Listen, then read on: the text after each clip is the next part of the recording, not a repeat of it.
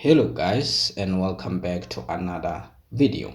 So in this video we are going to discuss a geometric sequence. So we have a geometric sequence. So what is a geometric sequence?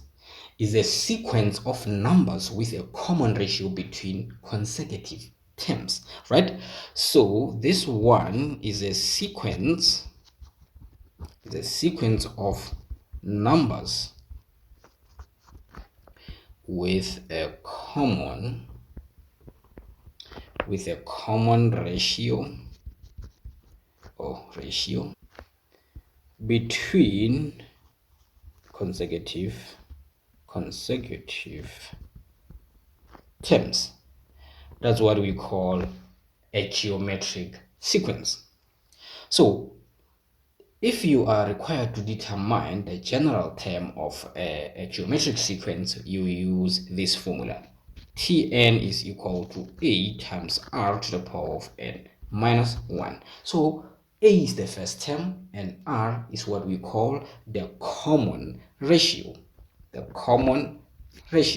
So if we know the first term and we must determine the second term, we have to say the first term multiplied by the common ratio, and then we're gonna get the second term. And if we are looking for the third term, we say the second term multiplied by the common ratio will get the third term. And then we keep doing that to find other consecutive terms. So let's say you're looking for the first term. You substitute n with 1 and then you get a as the first term. If you're looking for the second term, you substitute n with 2, you get ar as the second term. And then if you're looking for the third term, you substitute n with 3, you get ar squared. And then the sequence continues in that manner to the last term, which is ar to the power of n minus 1. Such geometric sequence, we call it the finite geometric sequence, because we know the first term and the last term. That's why we call the finite geometric sequence. It's defined by the start and the end. So let's say we are required to work out the common ratio. So we are going to say ar, which is the second term, divided by the first term. What do we get? We get r. Even if we say the third term divided by the second term, we get r. That's why we work out the common ratio as term number 2 divided by term number 1 is the same as term number 3 divided by term number 2. We get the same results.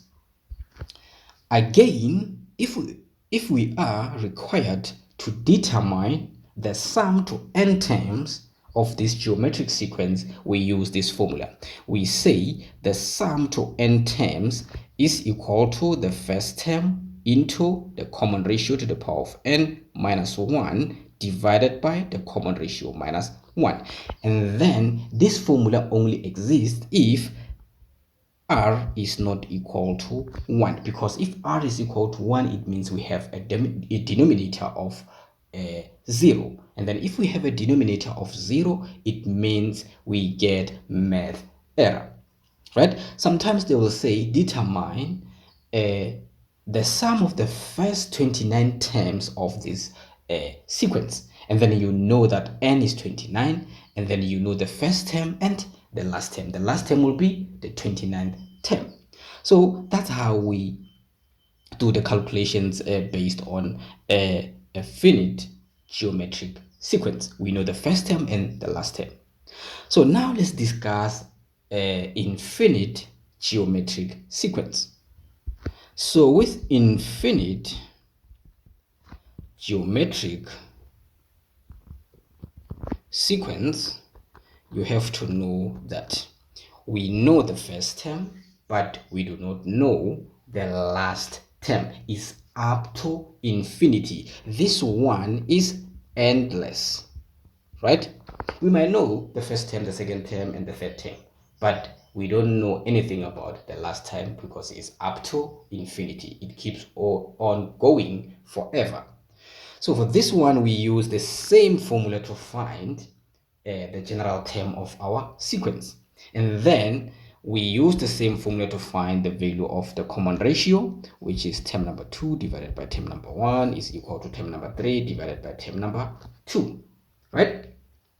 So here, sometimes you'll be asked to work out the sum to infinity. For the sum to infinity, we use this formula. The sum to infinity is equal to the first term divided by 1 minus the common ratio.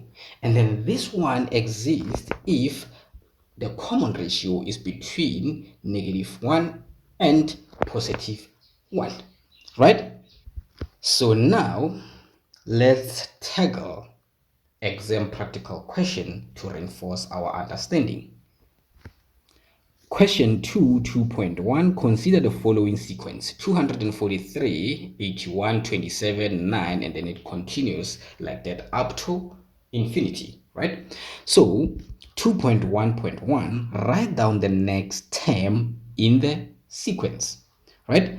So guys, first we have to know the common ratio. So with the common ratio, we say term number 2, which is 81, divided by term number 1, which is 243, is the same as term number 3, which is 27, divided by term number 2. And then we get 1/3 as the common ratio. Or you can work it out like this. You can say AR, which is the second term, 81, and then you are going to say the first term is what? 243, and then multiplied by R is equal to 81. So now we divide, we say 81 divided by 243, we get R as 1/3, right? So you can either use the third term or the second term to find the value of R, or you can use T2 divided by T1 is equal to T3 divided by T2. So now to write down the next term, we are going to say 9 multiplied by the common ratio, right? And then this will give us 3. It means the next term is equal to 3. We get 1 mark. So this means if we are looking for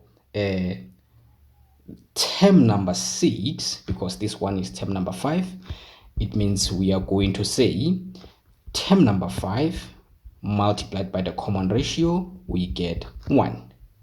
And then if we are looking for term number 7, we are going to say 1 multiplied by 1/3, and then we get 1/3, and so on and so on.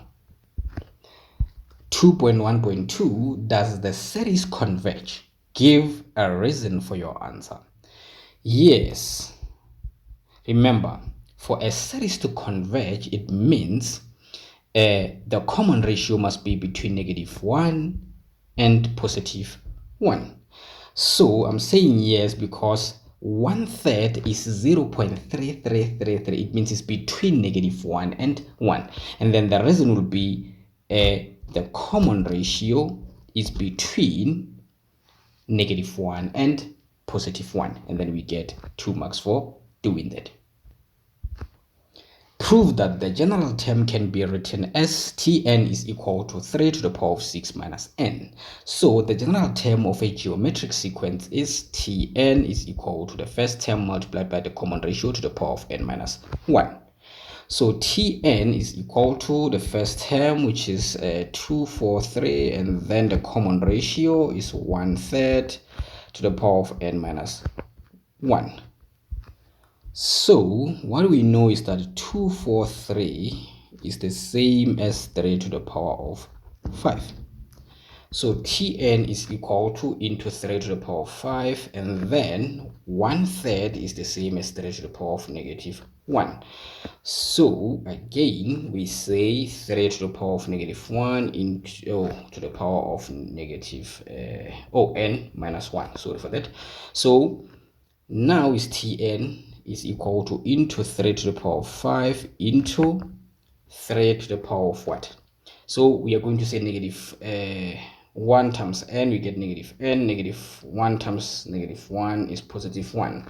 So when we multiply powers with the same base, we copy the base, right, and add the exponent. So it means it's 5 plus into negative n plus 1. And then Tn becomes what? 5 plus 1 is 6. So it's 3 to the power of 6. And then minus n. That's what we are looking for.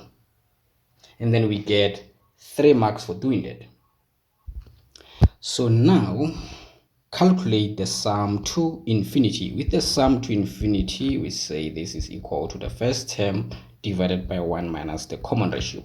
So the first term is 243 divided by 1 minus the common ratio is 1 divided by 3. And then you use a calculator there, you get 729 divided by 2. And then this one is approximately 2,364.5. And then we get 2 marks. Peace, guys.